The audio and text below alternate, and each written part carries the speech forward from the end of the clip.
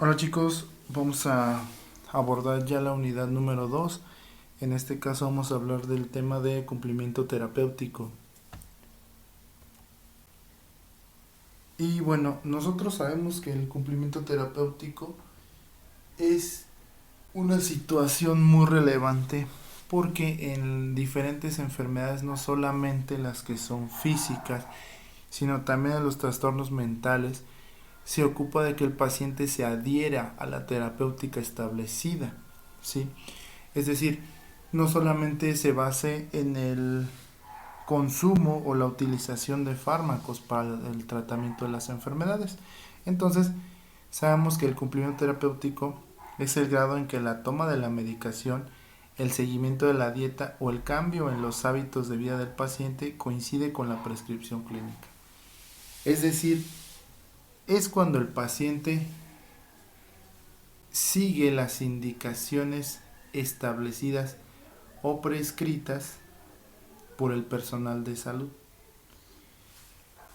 A esto pues le podemos llamar adherencia al tratamiento, es decir, qué tan apegado, qué tan relacionado está con las indicaciones que como personales de salud hemos brindado.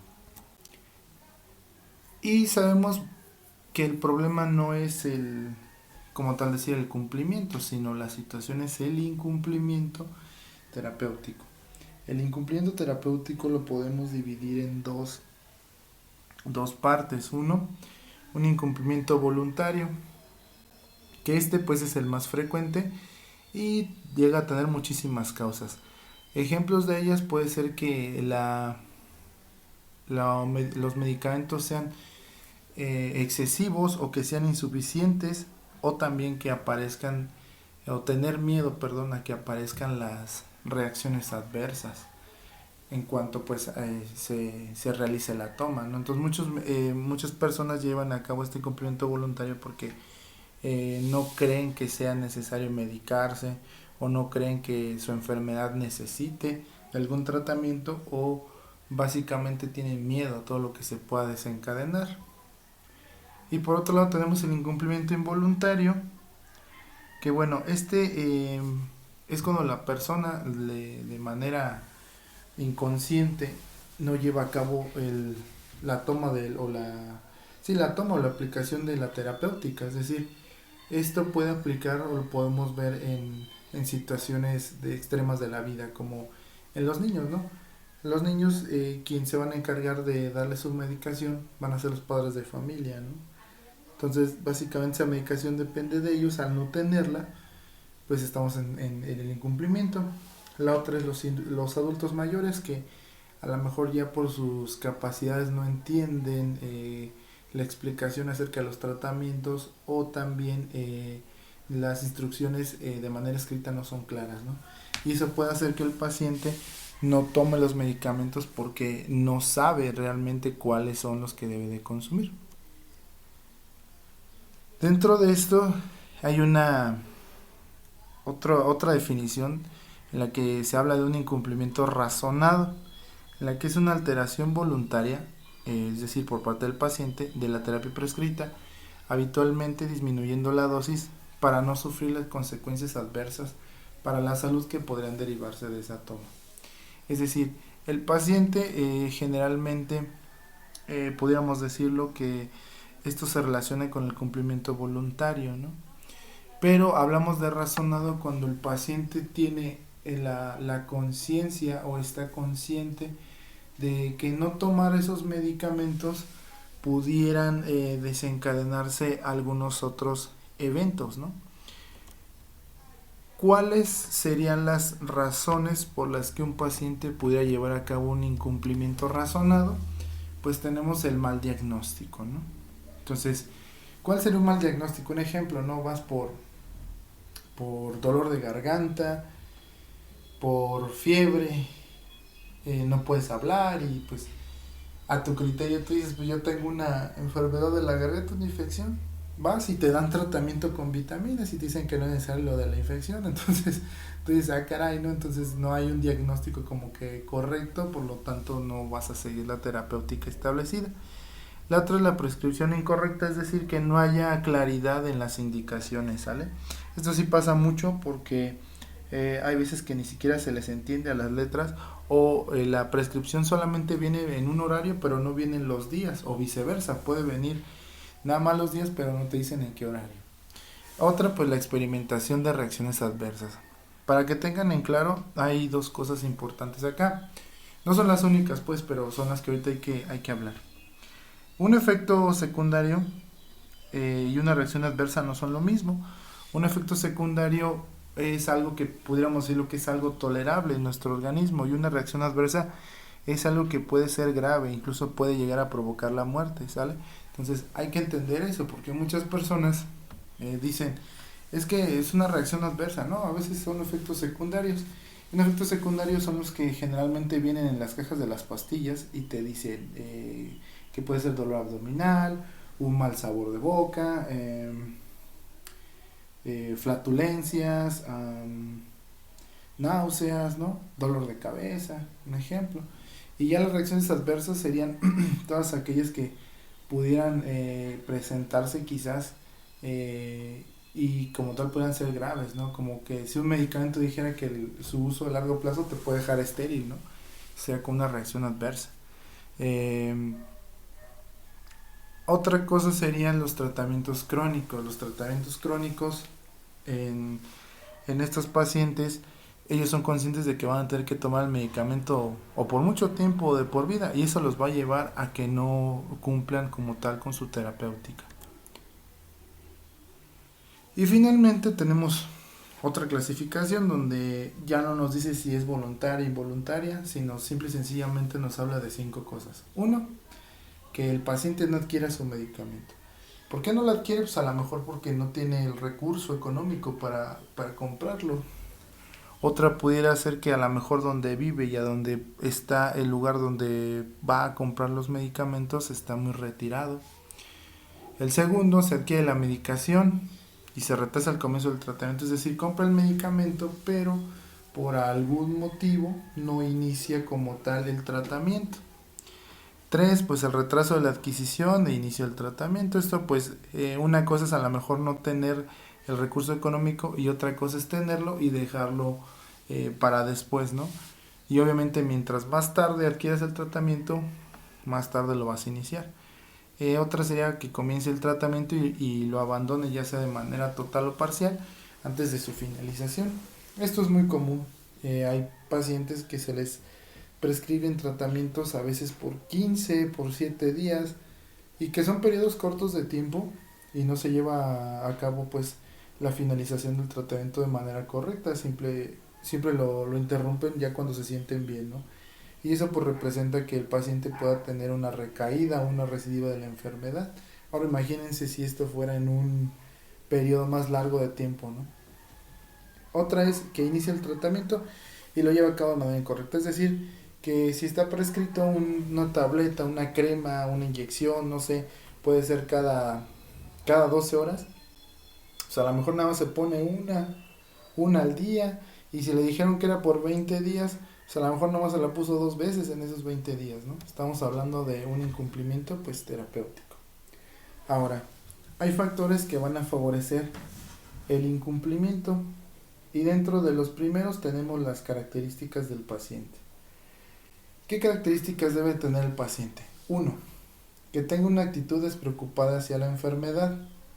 Es decir, si no conoce la enfermedad y cree que es algo que no es grave o no le toma la importancia que es, pues no va a tomar el tratamiento. 2. Tener un escaso conocimiento del tratamiento aplicado como tal. Esto pues hay muchas personas que se les han explicado los medicamentos para qué son, para qué sirven y aún así se quedan con la duda y al tener la duda hay veces que van a San Google, ¿no? A buscar para qué es tal medicamento y siempre por alguna razón se fijan en lo peor que pueden producir, ¿no? Por lo tanto, eso también los hace o los lleva más bien al incumplimiento terapéutico. Otro, pues la desconfianza en la eficacia del tratamiento. ¿Esto a qué se refiere? Bueno, hay personas, les voy a poner un ejemplo, que, vamos a suponerlo, van por un dolor de cabeza, ¿no? Entonces tienen ese dolor de cabeza puede llegar a ser intenso. Y siempre han tomado aspirina, aspirina, aspirina, aspirina. Llega un punto en que la aspirina no le hizo. Entonces le cambian el medicamento, a veces hasta por paracetamol o por otro analgésico. Y el paciente desconfía de que ese le vaya a quitar el dolor de cabeza, porque el paciente sabe que ese medicamento se utiliza para otras cosas, no específicamente para el dolor de cabeza, ¿no? Otro aspecto sería pues la escasa motivación por recuperar la salud, el desconocimiento de las consecuencias de la enfermedad, las edades extremas que ya hemos dicho, los niños y los ancianos. En este caso también otro parámetro es la inestabilidad emocional, la depresión o la personalidad hipocondríaca, ¿sí? Todo esto llevaría al paciente a un incumplimiento como tal terapéutico. En cuanto al régimen terapéutico, aquí vamos a estar hablando de las características de los fármacos, ¿no? Número uno sería la politerapia, es decir, si tu enfermedad ocupa más de un medicamento, o sea, ya cuando se ocupa más de dos, ya se habla de una politerapia, ¿no? Entonces imagínense que haya personas que tengan que tomar 5 o 6 medicamentos diarios, pues eso los va a llevar a que en un momento a otro vayan dejando de consumirlo, vayan abandonando el tratamiento y como tal la enfermedad progrese, ¿no? Otro, como número 2 pondremos las pautas posológicas complejas o incómodas. La posología, como tal, ¿qué es o cómo la definiríamos? La posología es la forma, es la dosis y el tiempo en el que se tienen que aplicar los fármacos, ¿sí? Otra vez, es la dosis y el tiempo en el que se deben de aplicar los fármacos. En pocas palabras es, si un medicamento va una tableta de 500 miligramos cada 8 horas, pues eso se refiere a posología, ¿no? O una ámpula vía intramuscular cada 24 horas, pues eso es posología, ¿no? Es como, son las indicaciones de cómo se usan los fármacos, como tal. Y esto al hablarlo de complejas o incómodas, pues es que imagínense, el que haya que inyectarte 4 veces al día, eso también haría que abandones el tratamiento. La otra sería estarte poniendo, por ejemplo, óvulos vaginales durante 20 días. Eso podría ser un poco incómodo. El siguiente parámetro sería la incomprensión del régimen terapéutico, es decir, no entender las indicaciones de manera escrita como tal, y que eso llevará al paciente a no seguir el tratamiento. Otro parámetro sean los tratamientos crónicos y recurrentes.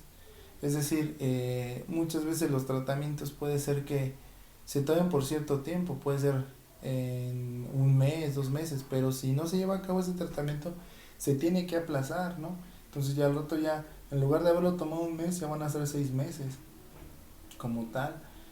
Otros, los tratamientos preventivos o profilácticos. Un tratamiento profiláctico es aquel que se utiliza para prevenir una enfermedad, como ya se ha mencionado. Entonces, vamos a mencionar un ejemplo aquí, la toma de ácido fólico, ¿no? El ácido fólico se dice que va 3 meses antes de planear un embarazo para prevenir las malformaciones del sistema nervioso, y pues hay personas que ni siquiera lo consumen en ese tiempo, ¿no? Hay veces que ya se viene tomando ya cuando van en el tercer mes de embarazo o después del segundo mes, que ya prácticamente el sistema nervioso estaba formado, ¿no? Entonces ahí estamos en un tratamiento preventivo profiláctico. Hay tratamientos, por ejemplo, profilácticos en cuanto a epilepsia también. O sea, es decir, estos tratamientos se están dando de manera crónica, sobre todo en los niños. En los adultos es muy raro, y ellos toman un medicamento para evitar que se desencadenen las crisis, ¿sale? Otro parámetro es la aparición de efectos secundarios, lo que ya decíamos, ¿no? Un efecto secundario generalmente es tolerado por la mayoría de personas, ¿no? Hay otros que sí de plano no, con tantito dolor abdominal o con el sabor metálico que deja en la boca, o con la consistencia como tal, o el dolor abdominal que produzca, con eso es suficiente para dejarlo de tomar. Otras son las características organolépticas desagradables. Cuando hablamos de características organolépticas, nos vamos a referir a la forma, el sabor, el color, el tamaño que tiene un fármaco. Es decir, hay medicamentos, por ejemplo, los jarabes tienen unas características organolépticas desagradables porque eh, aparentemente huelen bien, ¿no? Pero al momento de tomarlos, pues prácticamente tienen un sabor muy desagradable, ¿no? Lo mismo hay tabletas que saben muy horrible, o hay veces que ya se toman las tabletas y después se repite, se erupta, y como tal pues dejan un sabor muy desagradable, ¿no? Otras pues tienen que ver con los olores, ajá, con todo eso que sabemos que vienen como pues vienen añadido pues a los fármacos. Otro parámetro serían las formas farmacéuticas, en este caso el uso de envases complejos, ¿no? El, hay, hay medicamentos que vienen en envases que traen una tapa de seguridad, ¿no? Entonces, muchas veces esos medicamentos son de difícil extracción porque están ahí batallando con la tapa y pues no. En otros casos, imagínense si hubiera un medicamento que se tuviera que combinar 1 mililitro de uno, 2 mililitros del otro y 0.5 del otro para poder hacer una sola dilución o una sola solución, sería muy complicado, ¿no? Eso estarlo haciendo, harían que el paciente abandonaría el tratamiento. Otro sería el costo de la medicación y finalmente la administración oral frente a parenteral. La administración oral, para que quede claro, es todo lo que entra por la boca, ¿sale? Y la vía parenteral va a ser aquello que para poder ingresar al organismo necesita de un vehículo, en este caso una aguja. Entonces, cuando se habla de inyecciones, porque inyecciones o la aplicación de medicamentos inyectables puede ser en la vena, puede ser en una arteria, puede ser intramuscular, ajá, siempre será una vía parenteral, o sea, está evitando pasar por el aparato digestivo, ¿sale?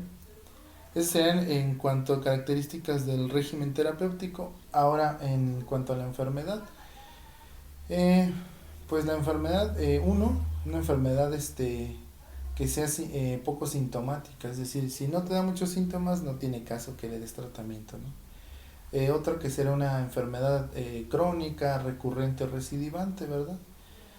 Otra que fuera una enfermedad que no tuviera complicaciones y finalmente que tuvieras una enfermedad y que se desarrollaran otras cuantas, ¿sale?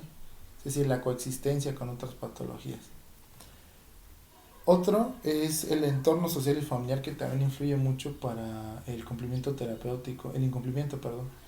Uno sería la existencia de problemas familiares, ¿no? Muchas veces esto se ve en adultos mayores. Los abuelitos, generalmente sus hijos son los que batallan para tratar o no tratar al paciente, ¿no? O incluso hay veces que ya una vez que tienen el tratamiento, no lo llevan de manera correcta porque hay quien no lo cree necesario o hay quien no lo cree suficiente o hay quien lo cree hasta malo, ¿no? Es decir, que ese medicamento puede llegar a matar hasta el familiar, entonces no se lo dan, ¿verdad? Eh, otro, otro parámetro sería la ausencia de adultos responsables como tal en, en cuanto a la asistencia de consulta con niños. Sí, muchas veces el niño va acompañado de la abuelita, ¿sí? Va acompañado a veces de su mamá y su mamá puede ser adolescente, entonces muchas veces no se entienden las indicaciones o sobre todo porque no se está familiarizado con ciertas fármacos o las dosis cómo se deben de dar o preparar, ¿verdad? Y eso también va a hacer que no se dé de manera adecuada un tratamiento y que se abandone, ¿verdad? Eh, Otra sería la escasa supervisión de la toma del medicamento. Y por último, podríamos decir que el vivir solo, ¿no? ¿Por qué vivir solo? Porque generalmente esto lo dejamos para los adultos mayores que viven en situación de abandono.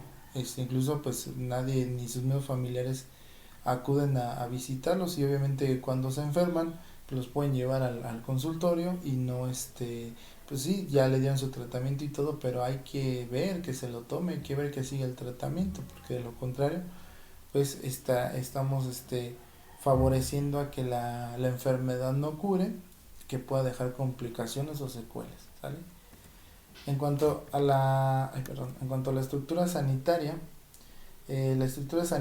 nos habla de uno, si tienes acceso o no a los servicios de salud. Dos, que estés cambiando constantemente del personal de salud que está atendiéndote, ¿verdad? Tres, el costo en este caso, de los fármacos o de los tratamientos o incluso de las consultas, ¿sale? Y por último, los tratamientos ambulatorios frente a los hospitalarios. Esto de ambulatorio, cuando escuchen la palabra ambulatoria, siempre se va a referir a los tratamientos que se llevan en la casa, ¿no? Y a hospitalario, pues los que van dentro de un hospital, ¿no? Entonces, si comparamos uno con otro, pues el hospitalario representa no solo más gastos, sino también más riesgos.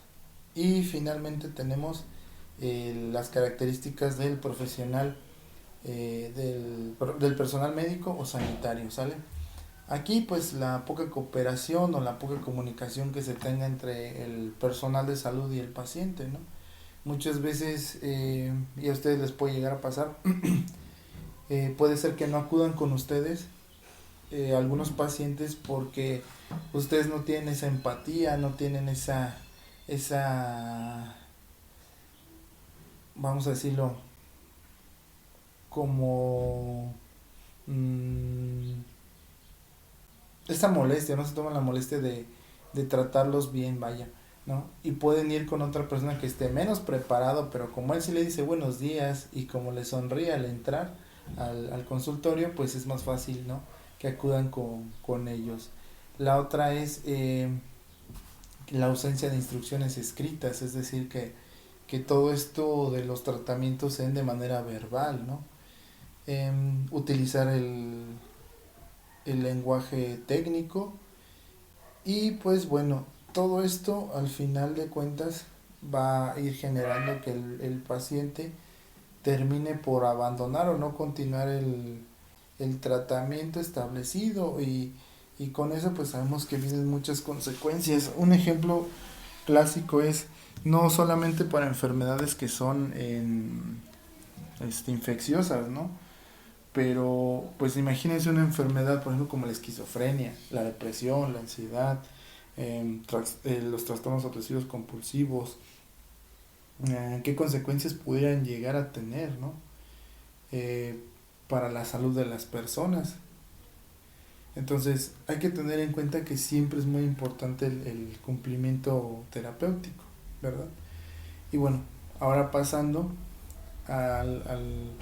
la siguiente parte es ver ahora cuáles son las consecuencias por su subutilización y por su sobreutilización. En cuanto a subutilización, tenemos la primera es la falta de respuesta terapéutica, es decir, que haya retrasos en la curación, que haya recaídas o recidivas, que haya la aparición de resistencias, esto se refiere sobre todo a los antibióticos, y la aparición de nuevas enfermedades, ¿sale?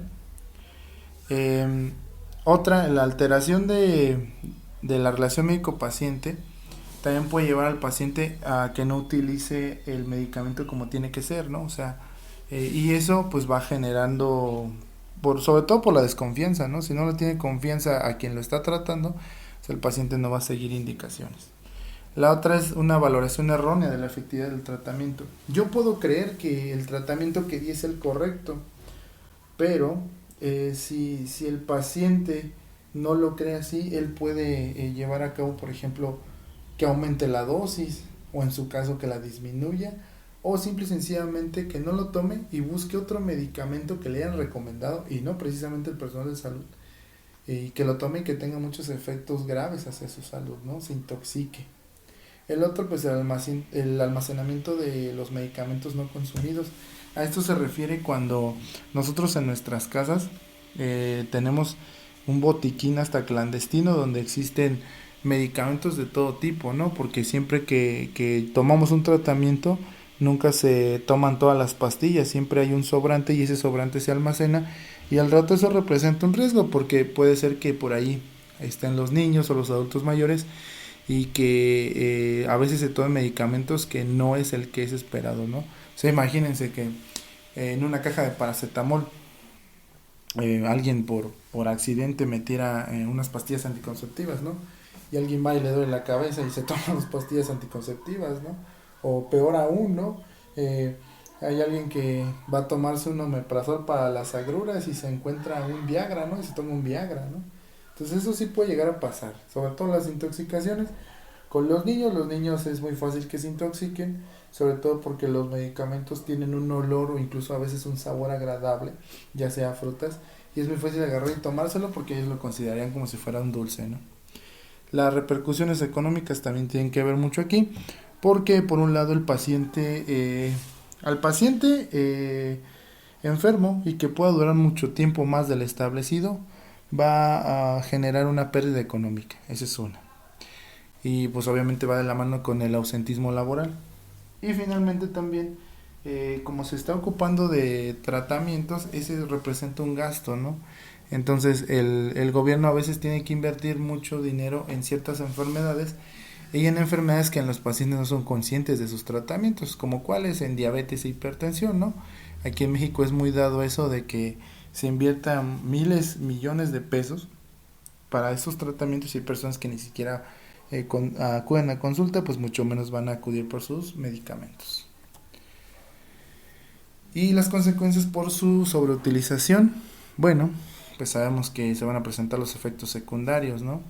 Que sean más fácil que aparezcan las intoxicaciones, otra pues que nuestro cuerpo se haga tolerante, ya sabemos que esto no solamente aplica para las drogas ilícitas, ¿no? Y también que se haga dependiente, ¿no? Todo esto pues tiene que ver con utilizar de una manera más, más extensiva, ¿no? Más prolongada los medicamentos. Y bueno, hay métodos para cuantificar el cumplimiento terapéutico y tenemos dos. Tenemos los métodos directos o indirectos. En cuanto a los directos, pudiéramos decir que estos pues sí son más exactos, son más caros, sí, son más fiables y todo. El detalle es que estos generalmente ocupan de procedimientos invasivos, ¿no? Porque se tiene que extraer sangre para saber las concentraciones de un fármaco o se tiene que tomar muestras de diferentes líquidos corporales como orina o líquido cefalorraquídeo para saber si las concentraciones del fármaco son las esperadas, ¿no? Y por otro lado tenemos los métodos indirectos que son menos objetivos, son menos fiables, la ventaja es que son baratos y que estos se pueden aplicar para cualquier fármaco, ¿no? Eh, Estos métodos indirectos son generalmente los que se usan, ¿sí? Uno de ellos es el fill counts. El fill counts se refiere al recuento de comprimidos. Esto es cuando tú cuentas las pastillas que se han consumido en el tiempo establecido y te vas dando una idea de si el paciente está cumpliendo o no con su tratamiento, ¿no?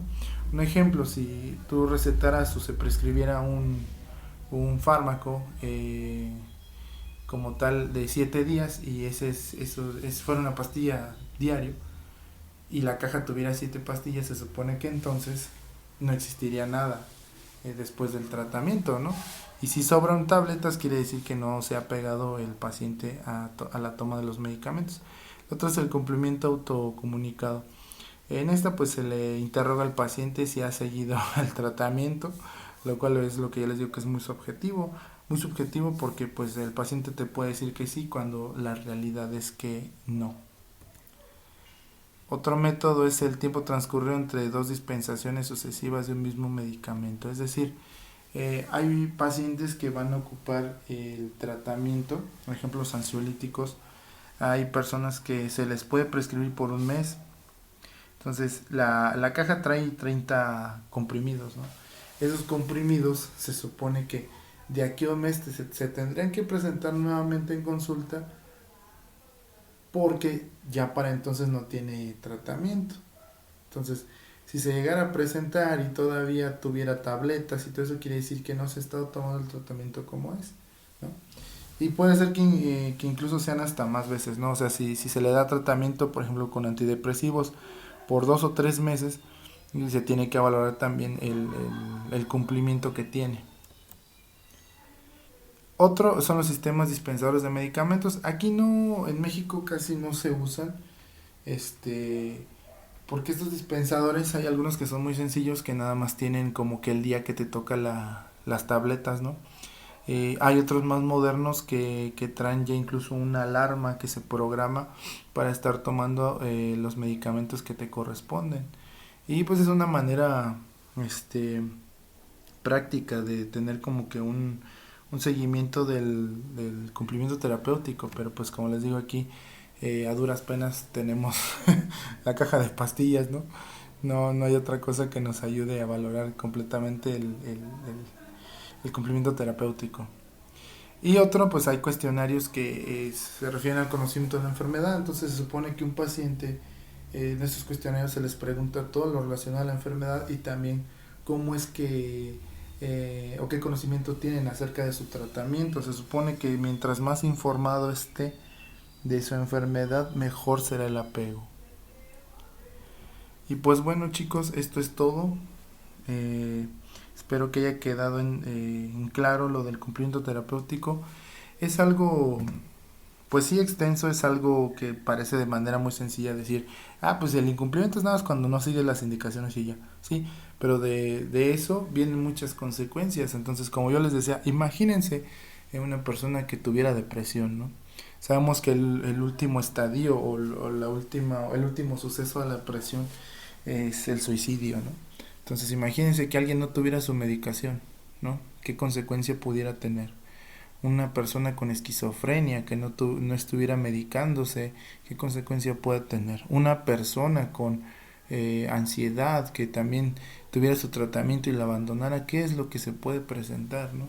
Y así pues podríamos decir una innumerable cantidad de ejemplos, pero pues poco a poco iremos trabajando sobre los medicamentos, sobre cómo actúan en nuestro cuerpo y qué tan importante es seguir un tratamiento, ¿sale? Entonces espero que haya quedado entendido. Cualquier duda, cualquier comentario, estamos a sus órdenes. Que tengan un bonito día.